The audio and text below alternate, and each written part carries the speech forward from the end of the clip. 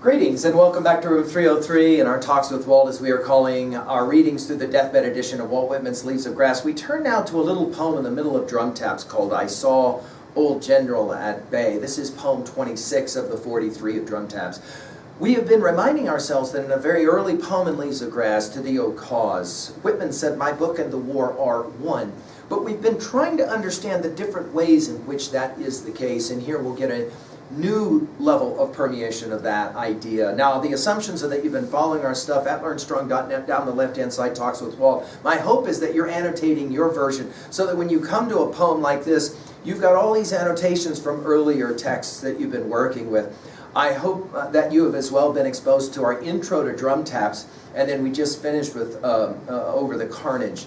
Now, our Nortons for background information will let us know that this poem remained unchanged in Drum Taps through all editions. The poem celebrates the heroic tradition of war, and to that degree, we're joining Homer and Virgil together in what I think for Whitman with Leaves of Grass, he believed he was creating something attuned to the great American epic, although obviously argued that Americans are the actual epic.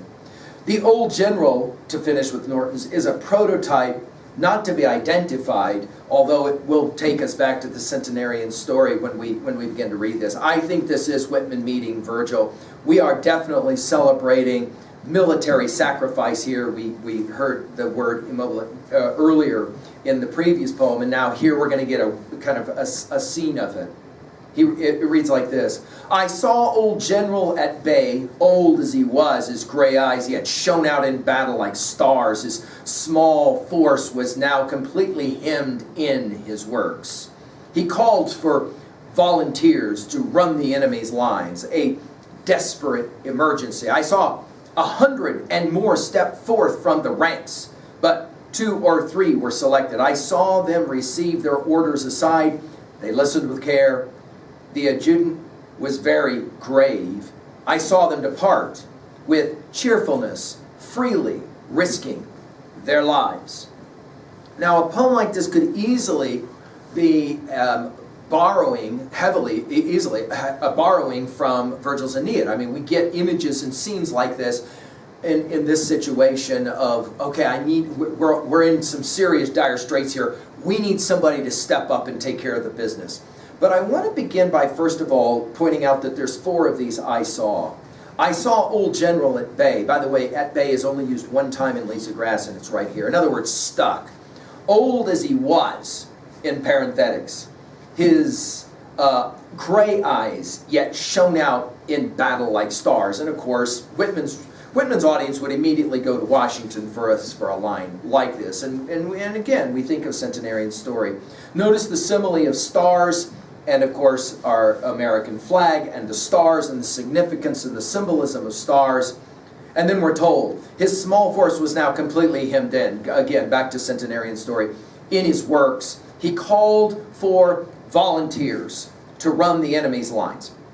And then the word desperate, a desperate emergency. In other words, we're to the end. We are at the end of our road, and we need some small handful of individuals. Remnant, a word used earlier, of course, a biblical word. Desperate emergency. And then again, I saw 100. I told you, Whitman likes to use these large numbers to give a sense of the magnitude. 100 and more step forth from the ranks. By the way, as of 1888, this comma after ranks was given a period.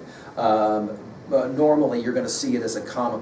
But 2 or 3 were selected. In other words, from all of the potential 100 that stepped forward, we're only going to take 2 or 3, and we will be celebrating these ones. I saw them receive their orders aside. They listened with care. In other words, they're respectful. The adjutant, the one giving the information, by the way, the only use of this word in all Leaves of Grass, was very grave. It's an interesting word choice, given, of course, that we have now heard about graves already several times in Drum Taps. Very grave. I saw them, that is to say the young men who have volunteered, depart with cheerfulness, which is, again, this joy of sacrificing for the greater good is going to be central, I think, to how Whitman understands the very use of the word comrade as he uses it in Leaves of Grass. Freely risking their lives. Key word obviously here is freely. That is to say, they know what they're doing. They know that they are risking their lives, but they are willing to do it freely. Why?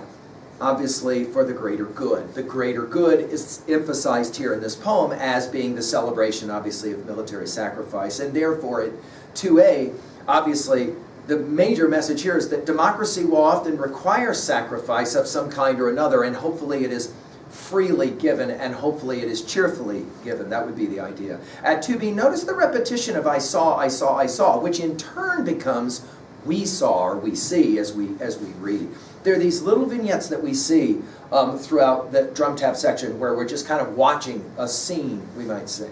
At 3a, I've mentioned centenarian story. Obviously, Homer's Iliad and Virgil's Aeneid comes to mind. I want to comment here, though, that as well, this is a very Beowulf-like set of lines. Beowulf, of course, coming to King Hrothgar, the king of the Danes, to ask if he can fight against Grendel, and then later Grendel's mother. And then, of course, later back in the land of the Geats, fighting against the dragon and sacrificing, needing the help of Wiglaf to be able to save him, to save his people, but die himself. You'll remember that in Beowulf 3, and I've given full lectures on this at learnstrong.net, you'll remember in Beowulf 3 that there is this tongue lashing that Wiglaf will give to his pals, who turn and run when, hello, they see a mean-looking dragon shooting fire out of his mouth. Of course, Beowulf will by this point have been bitten by the dragon, and it will be up to the young Wiglaf to come and to save his king. And I think that this poem is playing around with some of those very, very old motifs. Some would call them tropes.